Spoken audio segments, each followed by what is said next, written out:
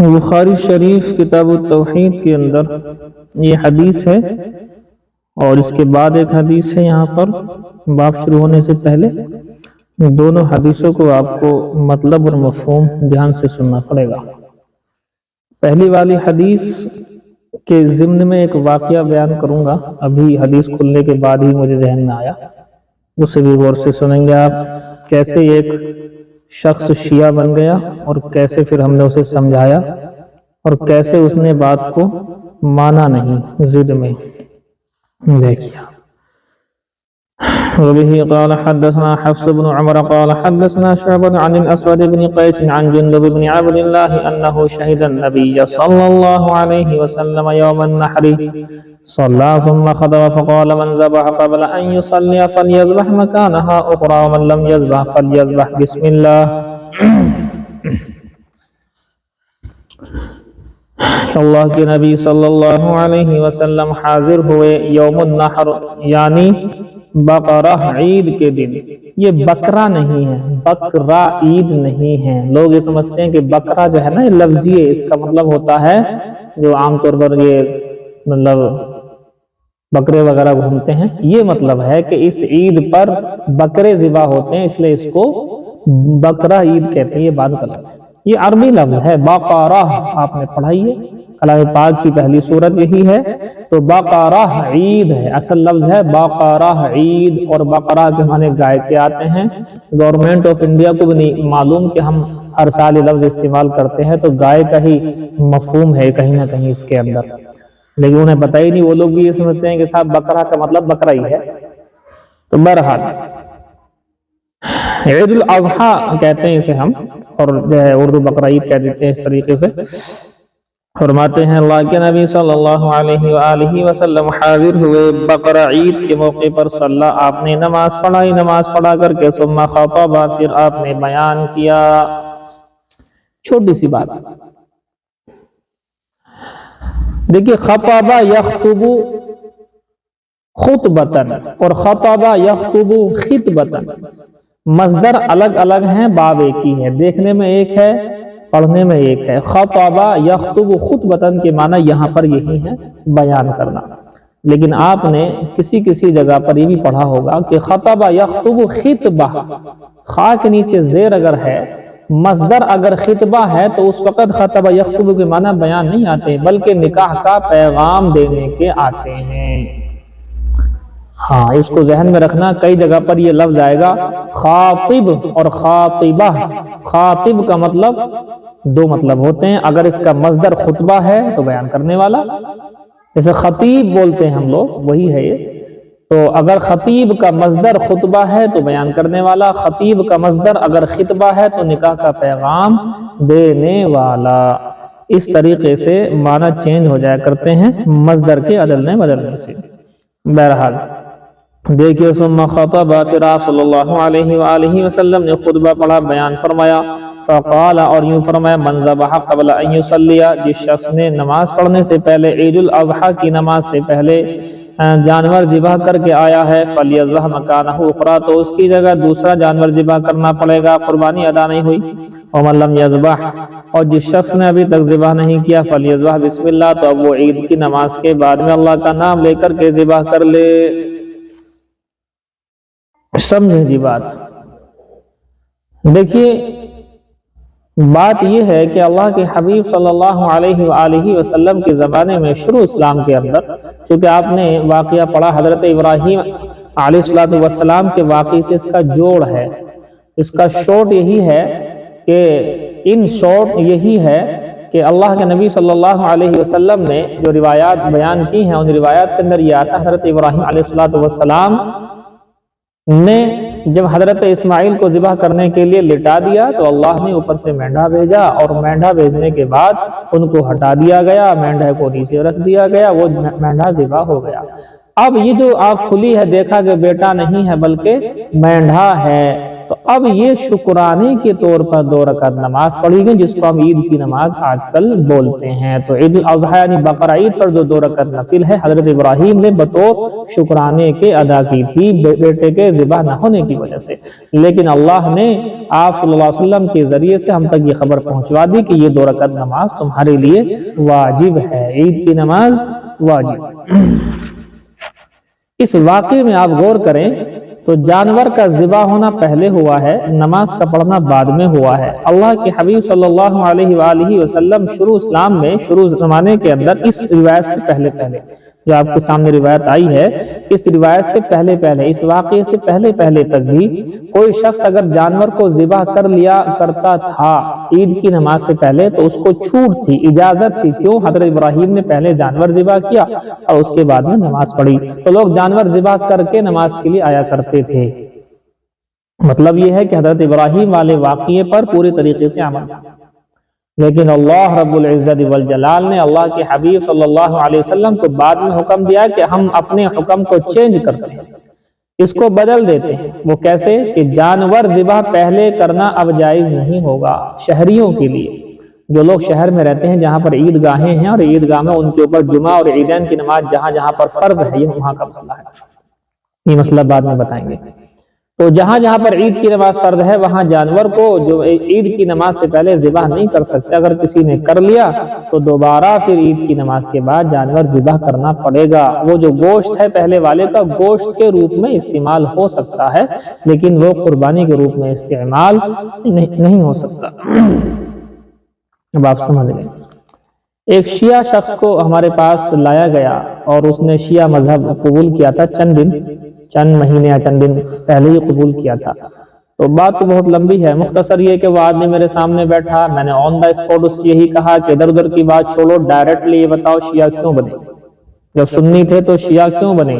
کہنے لگا جی سوال کے جواب، ایک شیعہ نے مجھ سے کوئی سوال کیا، اس کا میں جواب نہیں دے پایا، میں نے کتابوں میں ڈھونڈا تلاش کیا لیکن مجھے نہیں ملا تو میں شیعہ ہو گیا۔ میں نے کہا کہ کس طریقے سے ہوئے؟ کہ میں نے سوچا کہ یہ ہماری غلطیوں کو پکڑ رہے ہیں تو میں ان کی کتابیں پڑھوں گا شیعوں کی، میں بھی ان کی غلطیوں کو پکڑنے کی کوشش کروں گا، لیکن میں ان کی کتابیں پڑھتا چلا گیا، مجھے اچھی لگی، لہٰذا میں نے ان کا مذہب قبول کر دیا۔ میں نے کہا وہ سوال کا جواب اگر ابھی آپ کو میں دے دوں hand to hand on the spot, تو کیا تم جو ہے اپنے خاندان کو لے کر کے، پہلے شیعہ ہوئے تھے، خاندان کو لے کر کے آؤ گے واپس؟ کہنے لگے بالکل آ جاؤں گا۔ میں نے ٹھیک ہے سوال کرو، ابھی جواب دیا جائے گا ہاتھوں ہاتھ، سب کے سامنے ہم لوگ بیٹھے ہوئے، ان کے ایک یار دوست بھی تھے ان کے جو میرے پاس لے کر کے آئے تھے، وہ بھی موجود تھے، میں بھی تھا اور وہ بھی تھے، سب لوگ یہاں پر بیٹھے ہوئے۔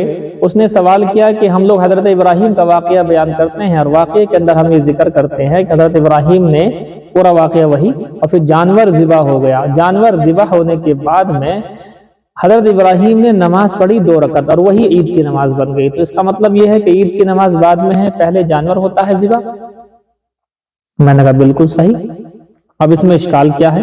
کہنے لگے تو مجھ سے اس نے یہی کہا کہ تم لوگ تو جانور بعد میں ذبح کرتے ہو اور اس سے پہلے آپ یہ کرتے ہو، یعنی جانور کا ذبح ہونا آپ کے یہاں پر بعد میں ہے اور حدیث کے حساب سے پہلے ہے، یہ اس نے مجھ سے کہا۔ تو میں نے کافی تلاش کیا، میں نے کہا تم کیا عالم ہو؟ کہ نہیں۔ میں نے کیا ہو پھر تم تلاش کہاں سے کرو گے؟ تم کسی عالم سے ملے؟ یعنی ہاں میں ملا لیکن کوئی سیٹسفیکشن نہیں ہوا، میں نے سیٹسفائیڈ ہو گئے ابھی آپ، کیونکہ آپ صحیح جگہ نہیں گئے، ظاہر سی بات ہے ایسی جگہ جانا چاہے جس موضوع پر لگا رہتا ہو۔ تو بہرحال کہنے لگے کہ آپ اس سوال کا جواب دے دیجئے، بات ختم۔ میں نے ٹھیک ہے، آن دا اسپاٹ میں نے یہی جواب بخاری شریف کی روایت میں نے کوٹ کی، اور ایک اور جواب میں نے بڑا آسان دیا، آپ بھی سمجھیں اس کو۔ میں نے یہی کہا کہ اللہ کے حبیب صلی اللہ علیہ وسلم کا مشروع اسلام میں یہی تھا کہ پہلے جانور کو ذبح کر دیا جاتا تھا، بعد میں آ کر کے نماز پڑھی جاتی تھی، لیکن اللہ رب العزت والجلال نے اس حکم کو چینج کر دیا۔ اب جو کہ بخاری کو تو مانتا نہیں وہ، تو اب میں کیا پیش کروں اس کے سامنے کہ وہ مان لے؟ تو میں نے قرآن کریم کی آیت لی، وہ جو بخاری شریف کی حدیث سے بھی زیادہ واضح ہے، بلکہ یوں کہو کہ کلام پاک کی اس آیت کی تشریح ہے بخاری کی یہ حدیث۔ وہ کیا ہے؟ اِنَّا أَعْطَيْنَاكَ الْكَوْثَرَ فَصَلِّ لِرَبِّكَ وَانْحَرْ، آیت بھی اللہ نے وہ ذہن میں ڈالی کہ جس سے معلوم ہوتا ہے کہ بالکل ہلکا سا مسئلہ ہے۔ دیکھو غور کرو، فَصَلِّ لِرَبِّكَ، اپنے رب کے لیے نماز پڑھ، وَانْحَرْ، اور جانور ذبح کر، فَصَلِّ لِرَبِّكَ، اپنے رب کے لیے نماز پڑھ، نماز پہلے، وَانْحَرْ، اور بعد میں ذبح کر۔ میں نے کہا یہی حکم تھا پہلے سے، حضرت ابراہیم کے واقعے کی وجہ سے صحابہ کرام پہلے جانور ذبح کر کے آیا کرتے تھے اللہ کے حبیب کے بعد عیدین کی نماز پڑھنے کے لیے، عید کی نماز پڑھنے کے لیے، لیکن اللہ نے اپنے حکم کو چینج کر دیا۔ اللہ پر کوئی مائی کا لال اعتراض نہیں کر سکتا، اللہ چاہے تو ایسا حکم دے، اللہ چاہے تو ویسا حکم دے، پہلے ویسے عمل ہوا، اب اللہ نے حکم کو چینج کر کے کہا فَصَلِّ لِرَبِّكَ، اے نبی اب پہلے نماز پڑھو، عید کی نماز پڑھو، وَانْحَرْ اس کے بعد میں جانور ذبح کرو، چونکہ اس کائنات میں ایک ہی نماز ایسی ہے جس کے بعد جانور ذبح ہوتا ہے، لہذا فَصَلِّ لِرَبِّكَ وَانْحَرْ، پہلے نماز پڑھو بعد میں ذبح کرو۔ اللہ نے حکم کو چینج کر دیا۔ اب یہ حدیث میں نے کوٹ کی بخاری شریف کی کہ حضور نے فرمایا کہ جس شخص نے جانور کو ذبح کر دیا ہے نماز سے پہلے، اب وہ دوسرا جانور ذبح کرے تاکہ وہ جانور ذبح ہوگا اس کی قربانی ادا ہوگی۔ اب سے پہلے ذبح کر لیا نماز سے پہلے، اس کی قربانی ادا نہیں ہوگی، اور جس نے ابھی تک جانور ذبح نہیں کیا ہے، ٹائم نہیں ملا تھا، تو اب وہ بعد میں ذبح کرے گا، اس کی قربانی ادا ہو جائے گی۔ معلوم ہوا کہ اللہ کے حبیب صلی اللہ علیہ وآلہ وسلم نے کو اللہ پاک نے بعد میں یہ حکم دیا کہ جانور بعد میں ذبح ہونا ہے، پہلے نماز پڑھنی ہے، حالانکہ شروع سے حضرت ابراہیم کے واقعے کی وجہ سے پہلے جانور ذبح ہوتا تھا، بعد میں نماز ادا کی جاتی تھی۔ تو میں نے کہا یہ بتائیے اللہ پر تمہارا کچھ اعتراض ہے کہ اللہ تو نے ایسا کیوں کیا؟ کہ اللہ پر تو کوئی اعتراض نہیں کر سکتا، منع کرو گے تو پھر ظاہر سی بات ہے نہ ادھر کے نہ ادھر کے رہو گے، معاملہ خراب ہو جائے گا۔ تو اب وہ آدمی خاموش ہو کر کے بیٹھ گیا۔ میں نے آپ کا جواب ہو چکا، اللہ نے قرآن میں اس چیز کو ذکر کیا ہے کہ پہلے نماز پڑھو بعد میں آپ کو ذبح کرنا ہے۔ اب آپ دیکھیے اس شخص نے کیا بات کی، جب آدمی گمراہی میں ملوث ہو جاتا نا، ہدایت اگر نہ ہو اس وقت میں مقدر میں نہ ہو تو کتنا معاملہ خراب ہوتا۔ کہنے لگا یہ تو پانچوں نمازوں کے سلسلے میں ہے۔ میں نے کہا پانچوں نمازوں کے بعد کہاں جانور ذبح ہو رہے ہیں بھائی؟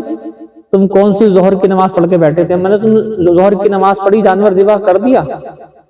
جانور تم نے ذبح کر دیا؟ ظہر کی نماز پڑھی تھی، عصر کی پڑھی جانور ذبح کر دیا، مغرب کی پڑھو گے جانور ذبح کر دیا، کرو گے مغرب میں عشاء میں فجر میں کرو گے۔ اس کا مطلب یہ ہے کہ 15,000 روپے کا جانور ہر نماز کے بعد، تو 15 پنجے کتنے ہو؟ 15 پنجے کتنے ہو؟ 75 جی 75 میں نے 75,000 روپے اڑانے کے ہو جائیں گے، آپ کو پتا ہے؟ وہ خاموش ہو گیا چونکہ اس کی بات ہی اتنی بیکار تھی کہ آس پاس والے بھی جو ہے ہنس رہے تھے کہ بھئی تم کیا کر رہا ہے، سوچ سمجھ کے تو بول۔ کہنے لگے مجھے لکھا ہوا دکھاؤ۔ موبائل میں تفسیر شیخ الہند جو ہے، ترجمہ شیخ الہند میرے موبائل میں تھا، میں نے فوراً کھولا، میں نے فوراً کھول کر کے دکھایا کہ اس میں لکھا تھا کہ یہ آیت اس بارے میں نازل ہوئی ہے کہ پہلے اللہ کی طرف سے چھوٹ تھی کہ جانور ذبح کیا جا سکتا ہے پہلے، بعد میں نماز پڑھ جاتی، لیکن اب اللہ نے اس آیت کے ذریعے سے حکم فرمایا کہ عید کے موقع پر، بقرہ عید کے موقع پر پہلے نماز پڑھی جائے گی، شہریوں کے لیے حکم ہے، اور بعد میں جانور ذبح کیا جائے گا۔ یہ اللہ نے اس آیت کو نازل ہی اس لیے کیا ہے۔ اب وہ آدمی کچھ دیر تک خاموش بیٹھا رہا، تو آس پاس والوں نے کہا بھی کہ دیکھو جی اتنی بات تو ہماری بھی سمجھ میں آ گئی کہ پہلے حکم یہ تھا، اللہ کو اختیار ہے، اللہ نے بعد میں حکم یہ دے دیا، لہذا اتنی بات تو ہماری بھی سمجھ میں آ گئی۔ میں چلو تمہاری سمجھ میں آئی تو ہمیں اس بات کی خوشی ہے کہ کم سے کم تم اپنے عقیدے پر مضبوط رہو گے۔ آئندہ تم اس بات کو سمجھ گئے کہ جو آدمی اپنے مسلک کو چھوڑ کر کے ادھر گیا ہے، شیعہ ہوا، وہ اس آدمی کا حال دماغی اعتبار سے کیا ہے۔ تو لوگوں نے کہا اس وقت جو بیٹھے تھے کہ بھی تو کہاں کہاں سوچ رہا ہے، بات سمجھ میں آ تو رہی ہے، پہلے ایسا تھا بعد میں اللہ نے ایسے دیا، اللہ پر تیرا عطا ہو تو بتا، جا کر لے اللہ سے۔ اس طرح کی باتیں ہوئیں کافی ساری، بہرحال چپ چاپ بیٹھا رہا، خاموش بیٹھا رہا۔ کہنے لگا میں اپنے علماء سے رائے مشورہ کروں گا، شیعوں سے مشورہ کروں گا۔ میں نے کہا جس وقت تم شیعہ ہوئے تھے ہم لوگوں سے رائے مشورہ کیا تھا، سنی علماء سے، تو کہتا وہاں کے سنی علماء سے رائے مشورہ کروں گا، پھر خاموش ہو گیا۔ میں نے یہ کیا بات ہوئی، آپ تو تم اپنی عقل کی بیس پر شیعہ ہوئے تھے اور اپنی عقل کی بیس پر اب آ جاؤ ادھر۔ سوال کا جواب ہو گیا، سب لوگ جو ہے آس پاس بیٹھے تھے وہ سب خوش ہوئے کہ بتائیے اتنا آسان سا سوال کا جواب تھا، اور یہ پورے خاندان کو لے کر کے اپنے گھر والوں لے کر کے شیعہ بن گیا۔ بہرحال پھر وہ کیا کہ اٹھا کہ جی ایک بار اور ملاقات کرنا چاہتا، میں نے کیا فائدہ ہو، جب پہلا وعدہ آپ نے توڑ دیا، پہلا وعدہ آپ نے توڑا کہ اگر سوال کا جواب ہوگا تو میں یہاں پر شیعہ سے توبہ کر کے واپسی آؤں گا، آپ نہیں آ رہے تو میں کہاں سے مانوں، کیسے ٹائم دے دوں آپ کو، میں اتنا ٹائم رکھتا ہوں ہمارے پاس۔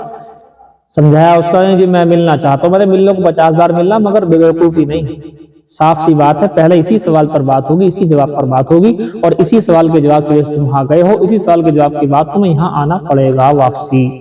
باؤ پھر وہ جو ہے وہ ٹائم ذرا میں نے کہیں ٹائم دیا، ایسے کرتے ہیں لوگ باغ، جتنے لوگوں سے بات چیت کی نا کہ میرا ذرا کوئی انتظار کر رہا ہے، واقعی جو ہے میں بڑا آدمی ہوں صاحب، ایسے دکھانا چاہتے ہیں لوگ باغ ہمیں کہ ہم بہت بڑے آدمی، ہمارے انتظارات ہو رہے ہیں، انتظار بھی نہیں انتظارات ہو رہے ہیں، بہت سارے لوگ انتظار کر رہے ہیں، سب بیوقوفیاں ہیں۔ بہرحال وہ جب زیادہ پھنس گیا، چاروں طرف سے لوگوں نے گھیرا، تو وہ اٹھ کر کے وہاں سے گیا، اور اس کے بعد سے اب تک وہ مل نہیں رہا، بیٹھ نہیں رہا، مطلب کسی جگہ پر بیٹھ کر بات کرنے کو راضی نہیں ہے۔ نہیں سمجھ میں آئی بات؟ تو یہ ہے وہ روایت۔ تو اس لیے آپ اس روایت کو اچھے سے سمجھیں، لوگ باغ شیعہ ہو جاتے ہیں اس روایت کو نہ سمجھنے کی وجہ سے۔ دیکھیے انہو شہد النبی صلی اللہ علیہ وسلم یوم النحر صلی ثم خطب، فرماتے ہیں اللہ کے نبی صلی اللہ علیہ وسلم حاضر ہوئے یوم النحر عید الاضحیٰ کے موقع پر، صلی آپ نے پہلے نماز پڑھائی، ثم خطب پھر آپ نے خطبہ دیا، فقال اور خطبے میں یوں فرمایا، من ذبح قبل ان یصلی، جس شخص نے نماز پڑھنے سے پہلے جانور ذبح کر لیا ہے، فلیذبح مکانہ اخری، تو چاہیے کہ اس کی جگہ دوسرا جانور ذبح کر لے، ومن لم یذبح فلیذبح بسم اللہ، اور جس شخص نے ابھی تک ذبح نہیں کیا بلکہ نماز پڑھ لی ہے تو اب نماز کے بعد جا کر کے اللہ کا نام لے کر بسم اللہ واللہ اکبر، بسم اللہ اللہ اکبر پڑھ کر کے جانور ذبح کر لے۔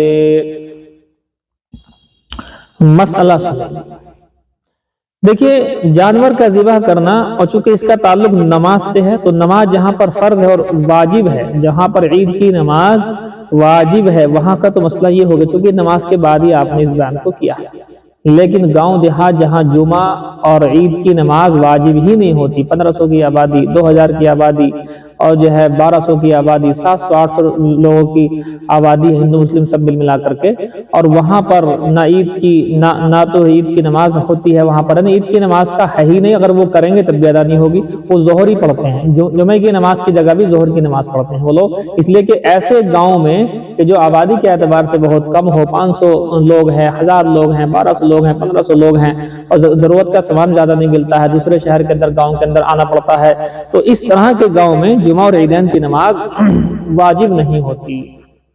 اب حضور نے فرمایا جو لوگ نماز پڑھنے کے لیے آئے ہیں نماز سے پہلے ذبح کر لیا، لہذا وہ ایسا ایسا کر لیں۔ اب سوال یہ ہے کہ یہ گاؤں دیہاتوں کے لیے حکم ہے، تو دوسری روایت سے اس بات کی تائید ہوتی ہے کہ یہ حکم شہریوں کے لیے ہے، گاؤں دیہات والوں کے لیے حکم نہیں ہے۔ گاؤں دیہات والا کیا کر سکتا ہے؟ گاؤں دیہات والا صبح صادق یعنی تہجد کا ٹائم ختم، فجر کا ٹائم شروع، اس فجر کے ٹائم شروع ہوتے ہی اگر وہ جانور کو ذبح کرنا چاہے تو کر سکتا ہے، اس کی قربانی ادا ہو جائے گی، یہ گاؤں والوں کا الگ مسئلہ ہے۔ ہاں، اور یہ بھی ہو سکتا ہے کہ اگر کسی شخص کو جلدی ذبح کرانا ہی ہے تو خود تو شہر ہی میں رہے اور اپنے جانور کو اپنے کسی کے ہاتھ جو ہے ایسے گاؤں میں بھیج دے جہاں پر عید کی نماز واجب نہیں ہوتی ہے، جہاں جمعہ واجب نہیں ہوتا ہے، اس گاؤں کے اندر ذبح ہو جائے وہ صبح صادق کے وقت ہی، اور جانور ذبح ہو کر کے وہ آ جائے یہاں پر شہر میں گوشت لے آئے، تو اس میں کوئی دقت والی بات نہیں ہے۔ یہ ہے جی بات، سمجھ میں آگے مسئلہ یہ پورا؟ جلدی بولو، چلیے اگلی روایت دیکھیں اب۔ وبه قال حدثنا ابو نعيم قال حدثنا ورقاء عن عبد الله بن دينار عن ابن عمر قال قال النبي صلى الله عليه وآله وسلم، اللہ کے نبی صلی اللہ علیہ وآلہ وسلم نے ارشاد فرمایا، لا تحلفوا بآبائکم، اپنے آبا و اجداد کی قسمیں نہ کھاؤ، فمن کان حالفا، جس شخص کو قسم کھانی ہی پڑے، فلیحلف باللہ، چاہیے کہ وہ اللہ کی قسم کھا لے، بس اللہ کی قسم کھائے گا۔ دیکھیے اللہ رب العزت نے کلام پاک میں جگہ جگہ پر کچھ قسمیں کھائی ہیں، والعصر، یہ قسم ہے ٹائم کی، زمانے کی، وقت کی، لعمرک، تمہاری عمر کی قسم، والضحیٰ، اور بہت ساری قسمیں ہیں، والشمس وضحاها، والقمر اذا تلاها، والنہار اذا جلاها، واللیل اذا یغشاها، والسماء وما بناها، والارض وما طحاها، ونفس وما سواها، یہ سب مطلب یہ قسمیں ہی ہیں سبھی، واللیل اذا یغشا، والنہار اذا تجلا، وما خلق الذکر والانثى، یہ سب قسمیں ہیں، والضحى، واللیل اذا سجا، یہ سب جو ہے اس طریقے سے ہے۔ تو اللہ رب العزت نے اس طرح سے کئی جگہوں پر کلام پاک میں قسمیں کھائی ہیں۔ ظاہر سی بات ہے اللہ نے جو قسمیں کھائی ہیں وہ غیر اللہ کی کھائی ہیں، اللہ نے اپنے علاوہ کی جو ہے ٹائم کی، زمانے کی، عمر کی، چاشت کے وقت کی، اس طرح کی چیزوں کی قسمیں کھائی ہیں۔ تو کیا مطلب ہے اس کا؟ پہلا مطلب ہے سمجھ لیجئے کہ اللہ رب العزت والجلال کو سارے اختیارات، اللہ پر حرام حلال کے احکامات لاگو نہیں ہوتے، اس لیے کہ اللہ تعالی حرام حلال کا بنانے والا ہے، لہذا اللہ پر تو کوئی حکم لاگو نہیں ہوگا۔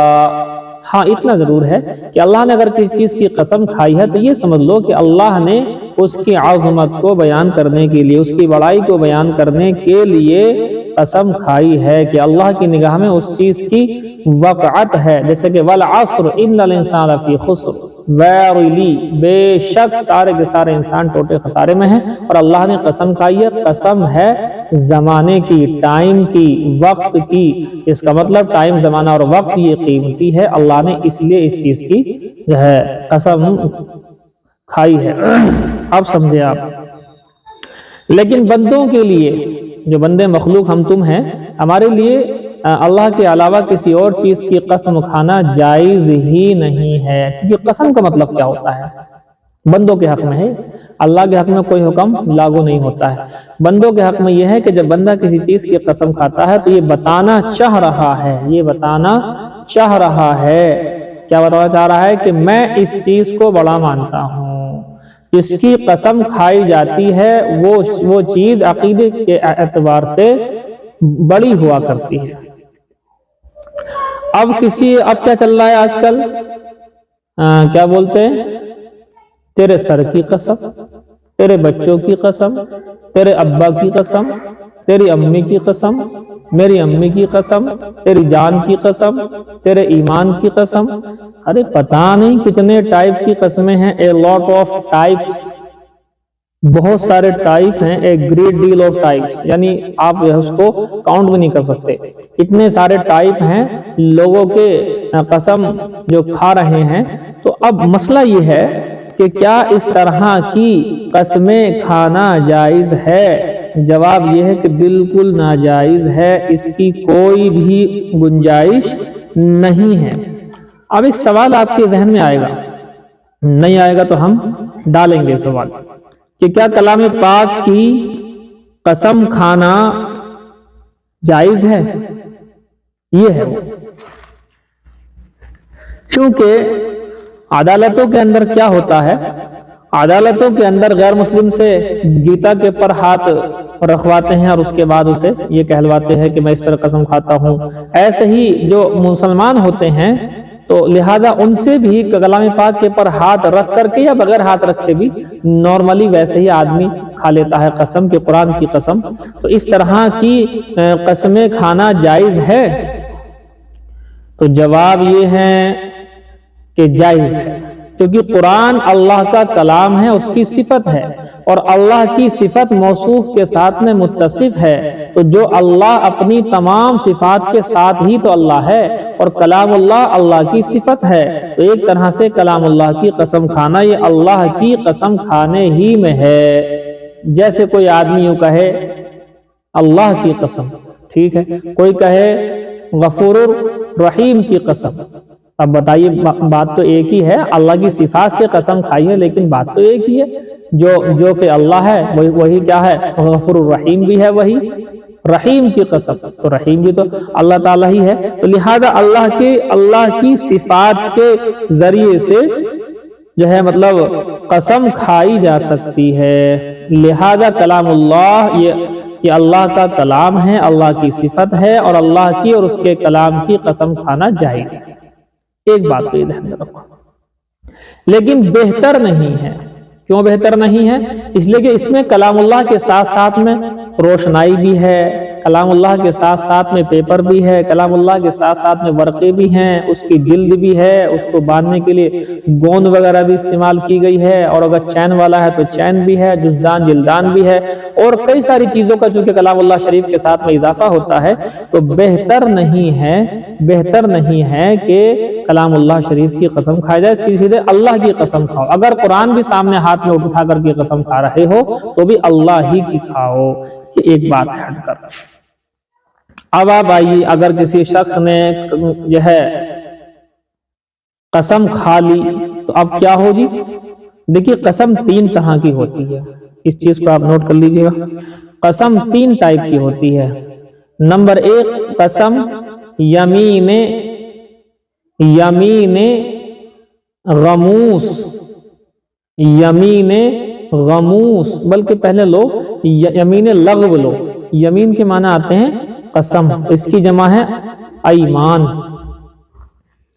یمین لغو، یمین غموس، یمین منعقدہ، یہ 3 قسمیں ہیں۔ ہاں جی، لکھ لیا آپ نے؟ یمین یعنی قسم کی 3 قسمیں ہیں۔ یمین لغو، لام غین واو، لغو یعنی بیکار، یمین لغو۔ نمبر 2 یمین غموس، غین میم واو سین، چھوٹا سین، یمین غموس۔ نہیں لکھتے جی؟ یمین غموس۔ نمبر 3 لکھیں آپ یمین منعقدہ، یمین منعقدہ۔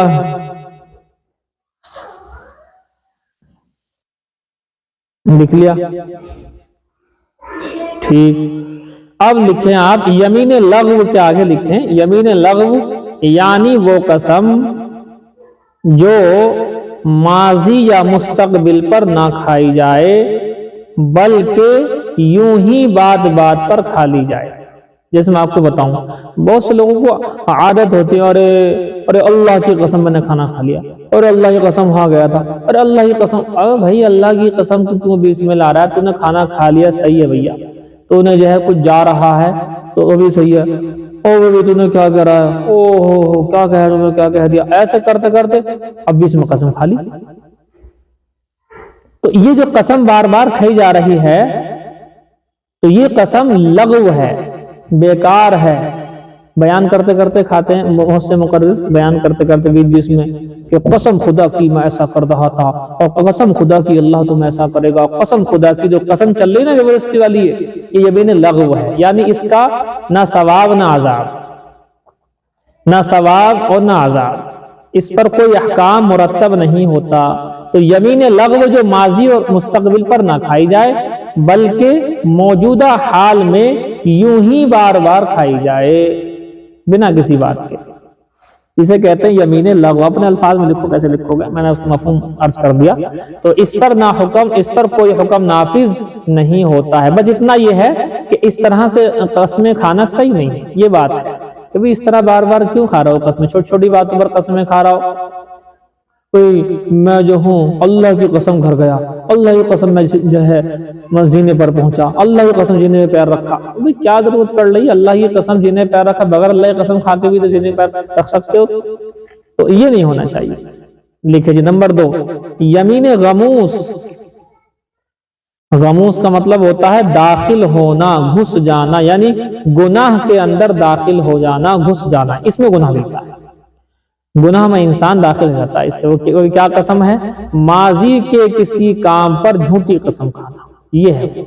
ماضی میں کوئی کام کیا تھا، مثال کے طور پر کسی نے پوچھا کہ کھانا کھا لیا آپ نے، اس نے کہا کہ نہیں، کہ کھاؤ قسم کہ اللہ کی قسم نہیں کھایا، تو اب یہ ماضی میں کسی بات پر جھوٹی قسم کھائی حالانکہ کھایا تھا۔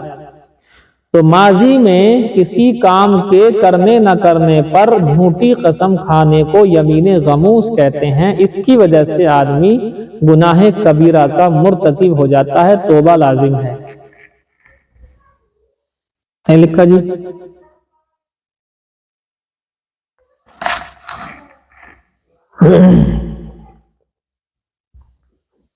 نمبر 3 کیا ہے؟ یمین منعقدہ، یہ ہے اصل جس پر سارے کا سارا دار و مدار ہے۔ مستقبل میں کسی کام کے کرنے یا نہ کرنے پر اللہ کی قسم یا اللہ کی کسی صفات کی قسم کھانا، جیسے کلام پاک میں بتایا آپ سے، یہ اللہ کی صفت ہے تو اس کی بھی قسم کسی نے کھا تب بھی منعقد ہو جائے گی۔ تو مستقبل میں آئندہ زمانے میں کسی کام کے کرنے یا نہ کرنے پر اللہ کی یا اللہ کی صفت کی قسم کھانا، جیسے کوئی یوں کہے کہ قسم خدا کی میں فلاں جگہ نہیں جاؤں گا، یا یوں کہے کہ قرآن کی قسم میں فلاں جگہ نہیں جو ہے بیٹھوں گا، یا کچھ اور قسم کھائے۔ بہرحال آئندہ زمانے میں کسی کام کے کرنے یا نہ کرنے پر جو ہے قسم کھانے کو یمین منعقدہ بولتے ہیں۔ یہ قسم منعقد ہوتی ہے، کیا مطلب؟ اگر اس نے اپنی قسم کے خلاف کیا تو قسم ٹوٹے گی، اور قسم ٹوٹے گی تو کفارہ لازم ہوگا۔ یہ سمجھے جی؟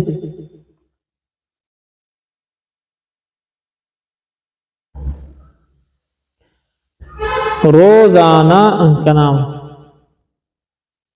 اگر اس کی قسم ٹوٹ جائے گی تو کفارہ لازم ہوگا۔ سمجھے جی آپ بات؟ اب آپ لکھیں جی کفارہ کیا چیز ہے؟ قسم ٹوٹنے پر کفارہ، اگر کسی نے یہ کہا کہ فلاں سے بات نہیں کروں گا اور بعد میں بات کر لی، یعنی قسم کھا کر کہا تھا اور بعد میں بات کر لی، تو اب اس کی قسم ٹوٹ گئی۔ جب اس کی قسم ٹوٹ گئی تو اس کو کفارہ دینا پڑے گا۔ کفارے میں کیا کیا ہے دیکھیں جی آپ۔ سب سے پہلے تو آپ یہ لکھیں کہ قسم کا کفارہ اگر مالی استطاعت ہے، اگر مالی استطاعت ہے تو مال سے ہوگا، اور مالی استطاعت نہیں ہے تو 3 روزے رکھنے پڑیں گے لگاتار۔ اور مالی استطاعت اتنی تو لگ بھگ سبھی کے پاس ہوا کرتی، جتنے کہ میں آپ کے سامنے رکھوں گا بات۔ دیکھو کتنی ہے، دیکھو جی قسم کا کفارے میں اگر مالی استطاعت ہے تو سب سے پہلے اگر اللہ نے دیا ہے تو 10 غریبوں کو کپڑے کا جوڑا پہنا دو۔ 10 غریبوں کو پکڑو جو مستحق زکوٰۃ ہوں، مستحق زکوٰۃوں کو لے جا کر کے دکان پہ 5.5 میٹر یا 5 میٹر جتنا جس کا بھی کپڑا آتا ہو، کوئی چھوٹا ہوگا کوئی بڑا بھی ہوگا، تو اس طریقے سے 5 سوا 5 میٹر، جیسے ہمارا 5.5، چلو تم سے نہیں بول رہا اس بات کو، 10 مسکینوں کو جو ہے کپڑا پہنانا مقصد ہے۔ بہرحال 10 مسکینوں کو کپڑا پہنانا ان کے حساب سے، یہ نہ ہو کہ صاحب حساب آپ کا چل رہا ہے، ایک کو 4 میٹر دے دیا اور ایک کو اور جو ہے کم کر کے دے دیا، اور بیچارہ لیے پھر رہا ہے نہ ادھر کا نہ ادھر کا۔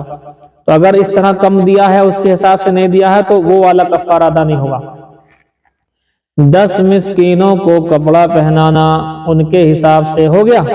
لیکن آپ یوں کہیں گے کہ اگر مان لیجئے 500 روپے کا 5.5 میٹر آیا، اب 500 روپے کے حساب سے جو ہے 5 دہائی 5000، یعنی 500 دہائی 5000، تو 5000 روپے خرچ ہو گئے، اتنا تو ہمارے پاس نہیں ہے، تو دوسرا آپشن لیجئے 10 مسکینوں کو 2 وقت میں یا 3 وقت میں، بہتر ہے کہ صبح دوپہر شام ناشتہ بھی، دوپہر کا کھانا بھی، شام کا کھانا بھی، بہتر یہی بات ہے، ورنہ 2 وقت بھی اگر کھلایا دوپہر اور شام تو اس سے بھی کام چل سکتا ہے۔ 10 مسکینوں کو، انہی 10 مسکینوں کو صبح میں ناشتہ کرا دو، انہی 10 مسکینوں کو دوپہر میں کھانا کھلا دو، انہی 10 مسکینوں کو شام میں کھانا کھلا دو، 3 ٹائم کھانا 10 مسکینوں کو کھلا دینا ہے، اور یہ بھی لگ بھگ 2-3 ہزار روپے خرچ ہو جائیں گے۔ اب آپ کہیں گے جی اس سے بھی کچھ ہلکا ہو جائے، تو اس سے ہلکا اور لے لو، صدقہ فطر تقریباً 50 روپے کا آتا ہے، 1.25 کلو گیہوں کے حساب سے، جو فطرہ جو ہوتا ہے 1.25 کلو کے حساب سے تقریباً یہ آپ کے 50 روپے بیٹھتے ہیں۔ تو 50 روپے ایک غریب کو دینے سے، صدقہ فطر ایک غریب کو دینے سے ایک جو ہے آپ کا ادا ہو گیا، یعنی 10 کو دینا ہے آپ کو، تو 10 لوگوں کو 50 روپے اگر آپ نے دے دیے فطرے کے حساب سے، تو سمجھ لیجیے 10 مسکینوں کو دیتے ہی آپ کا کفارہ ادا ہو گیا۔ تو اس کا مطلب کیا بنے گا جی؟ 50 دہائی 500، تو 500 روپے میں یہ کام آپ کا ہو سکتا ہے۔ اب آپ کہیں جی اس سے بھی کچھ کم والا، تو وہ بھی آپ لے لو، وہ یہ ہے کہ ایک ہی مسکین لے لو، کوئی ایک مسکین ایسا لے لو جو بیچارہ مستحق ہو، اس مستحق والے کو 10 دن تک اپنے گھر پر کھانا کھلا دو۔ 10 مسکین یعنی کوئی مدرسے کا بچہ ہو، کھانا لے جائے وہ صبح دوپہر شام، اور اتنا کھانا دو کہ اس کا پیٹ بھر جائے، بچ جائے، تو لہذا اتنا کھانا 3 وقت میں اس کو کھلا دینا بھر پیٹ، 10 دن تک. اب چونکہ گھر میں کھانا تو نارملی بنتا ہی ہے، جو کھانا بنتا ہے تو ایک آدمی کا کھانا تو ایڈجسٹ ہو ہی جاتا ہے، لہذا 10 دن تک اگر وہ گھر پہ کھانا کھا لے گا کوئی مستحق زکوٰۃ شخص تو آپ کا کفارہ 10 دن کے بعد میں ادا ہو جائے گا. ویسے تو آسان یہ لگتا ہے کہ ایک صدقہ فطر والا 50 روپے ایک آدمی کو دے دیں، 10 مسکینوں کو اگر دے دی، یا ایک ہی مسکین کو 10 دن تک، ایک دن میں نہیں دے سکتے. اگر کسی نے ایک ہی دن میں ایک ہی فقیر کو 10 فطرے دے دیے تو ایک ہی ادا ہوا، اس لیے ایک ہی فقیر کو روزانہ ایک دے سکتے ہیں، دوسرے فقیر کو دوسرا دے سکتے ہیں. اور اگر ایک کو ہی دینا تو روزانہ 50 روپے اس کو آپ دیتے رہیں، روزانہ 50 روپے اسے آپ دیتے رہیں تو 10 دن میں ادا ہو جائے گا. اچھا، ایک اور مسئلہ رہ گیا. اب کوئی کہے کہ صاحب ہم تو قلاش ہیں. قلاش سمجھتے ہیں آپ؟ قلاش جلدی بتاؤ. قلاش ہیں؟ نہیں سمجھتے؟ ہاں بالکل، ٹھپ مطلب یہ ہے کہ so there is no rupees and dirham and all USD and Real and dollar بہرحال کچھ بھی نہیں اس کے پاس، بالکل ٹھپ والا آدمی ہے. تو کہتے ہیں کہ اگر بالکل قلاش شخص ہے تو بھیا 3 دن کے روزے رکھ لو لگاتار، بس یہ جب ہے جب کہ اتنا روپیہ بھی نہ ہو. لیکن یہ نہیں چلے گا کہ پیسہ تو ہے اور ہم رکھیں گے روزے، ٹھنڈ کا موسم ہو رہا ہے رکھ لیں گے روزے ہم، تو یہ نہیں چلے گا. پیسہ ہے تو آپ کو پیسے سے ہی ادا کرنا پڑے گا، اور پیسہ نہیں ہے بالکل اتنا تو اب آپ روزے رکھ سکتے ہیں. اگر مالی استطاعت نہ ہو تب ہے روزہ، مالی استطاعت ہو تو مال ہی سے 10 مسکینوں کو کپڑے پہناؤ، نہیں تو کھانا کھلاؤ 3 ٹائم، یا جو ہے 10 مسکینوں کو فطرہ دو، یا جو ہے ایک ہی مسکین کو 10 دن تک فطرہ دو، یا ایک ہی مسکین کو 10 دن تک جو ہے مطلب 3 ٹائم اپنے گھر پر رکھ کر کے کھانا وانا کھلا دو یا کھانا دے دو اسے. یہ ہے، یہ پہلے ادا کرنا پڑے گا. باقی پیسہ ویسا نہیں ہے تو پھر اس میں گنجائش نکلے گی. اس سے زیادہ نہ ہو تو لگاتار 3 دن کے روزے رکھتے ہیں. بتائیے کس کس کو نہیں سمجھ میں آیا جی؟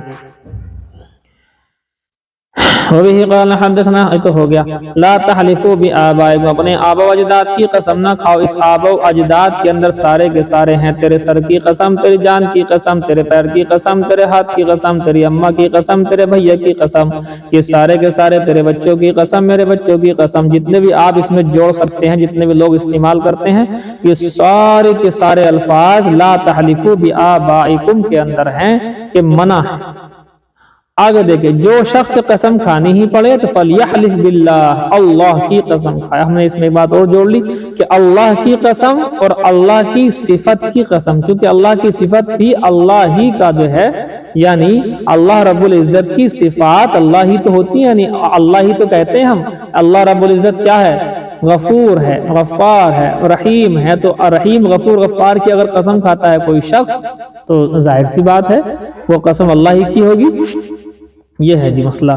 فرماتے ہیں جو شخص قسم کھانا چاہے تو اللہ کی قسم کھائے، غیر اللہ کی قسم نہیں کھا سکتے. اور اللہ نے اگر کھائی ہیں تو اللہ نے عظمت کو بیان کرنے کے لیے کھائی ہیں. حرام و حلال کے مسائل اللہ پر لاگو نہیں ہوتے ہیں.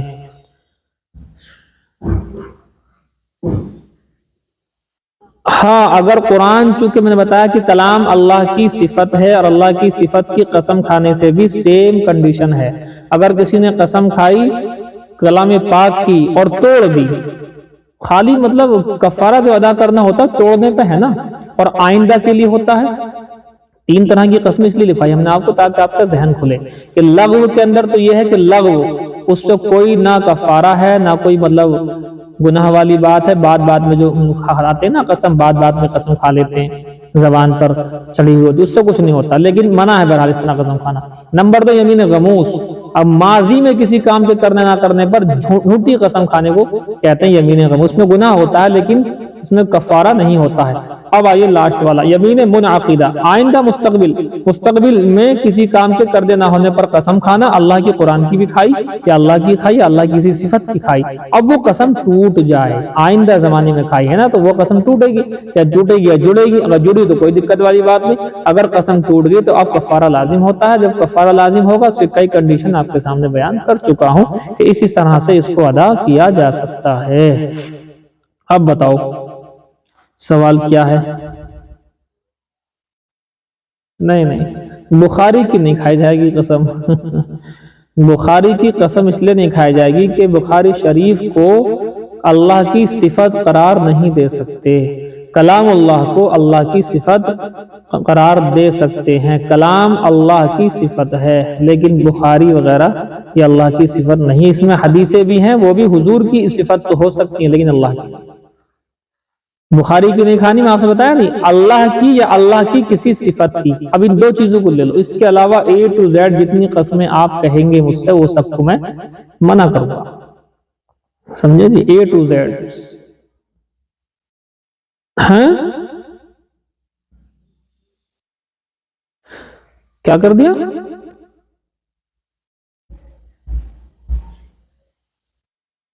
دھوکے سے، دیکھو دھوکے سے قسم کھائیے، آئندہ جو ہے اللہ سے توبہ کر لیں، یہی راستہ ہے۔ ماضی میں کوئی غلطی ہو جائے تو اس کا آسان راستہ یہی ہے کہ اللہ رب العزت سے توبہ کر لیں، بس کہ آئندہ ایسا ہم نہیں کریں گے۔ ہمیں مسئلہ نہیں معلوم تھا، اور یہ مسائل جو آپ دیکھیں، میں چند دن سے ہر مسئلے کو بہت زیادہ کھول رہا ہوں۔